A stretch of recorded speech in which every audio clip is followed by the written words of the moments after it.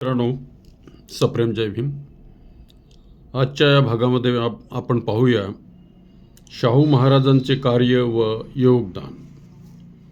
भारतीय लोकशाहीचे भविष्य आणि त्या उदात्त विचारांचे प्रारंभिक रूप आम्हाला छत्रपती शाहू महाराजांच्या शासकीय कालखंडात दिसून येते.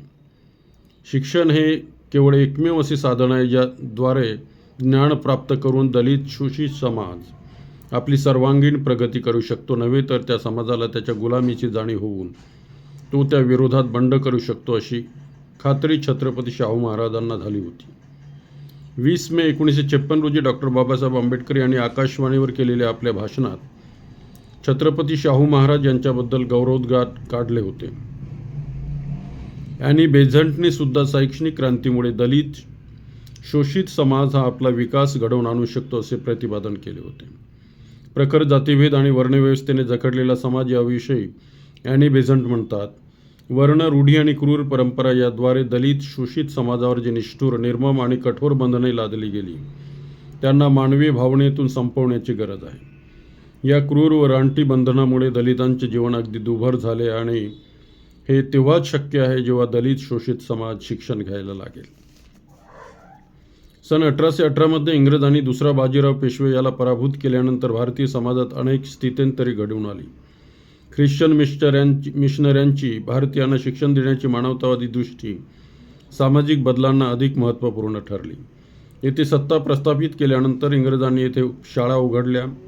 लॉर्ड मेकॅले वूड यांचे शिक्षणासंबंधी धोरण आणि हंटर कमिशन हे काही अंशी यशस्वी झाले, परंतु यामध्ये दलितांना जो लाभ मिळायला हवा होता तो मिळाला नाही.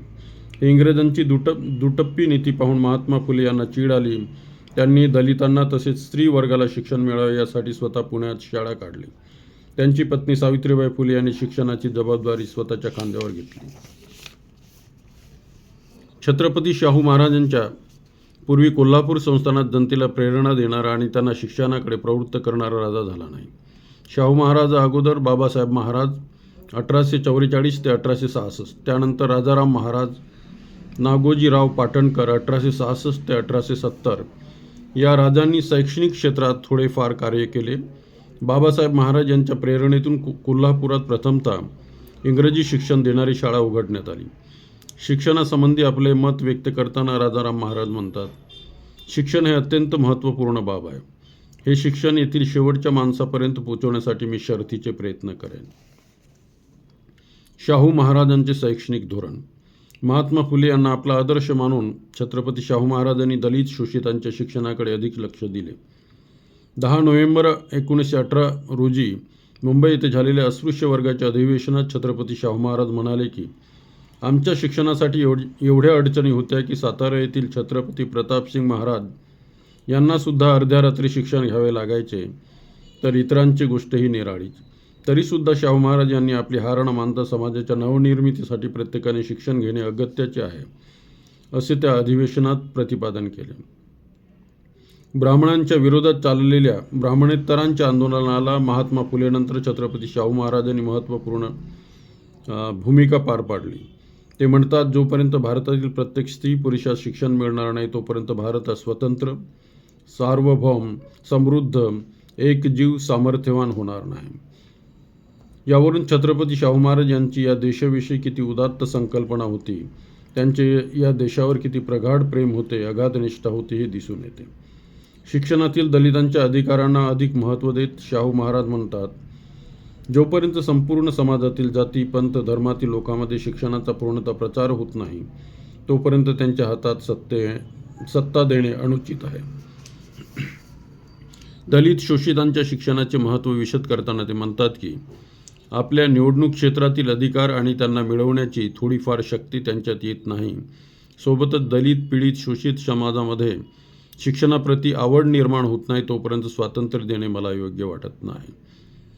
जाधव बीबी राजर्षी शाहू महाराजांची भाषणे, पृष्ठ क्रमांक 72.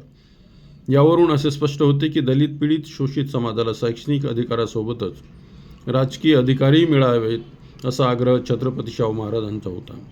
या अनिष्ट, क्रूर, पाशवी आणि रानटी रूढी बंधनात दलित समाज अडकलेला आहे, त्यातून त्याची मुक्तता करून घेण्याची त्यांची मनीषा स्पष्ट करताना ते म्हणतात, मला असे वाटते की आमच्यामध्ये जी जातीयतेची निष्ठुर निरर्थक बंधने आहेत त्यातून जर मुक्त व्हायचे असेल आणि आपल्या देशाला वैभवशाली समृद्ध बनवायचे असेल तर या अमानुष बंधनांना तोडून टाकणे गरजेचे आहे.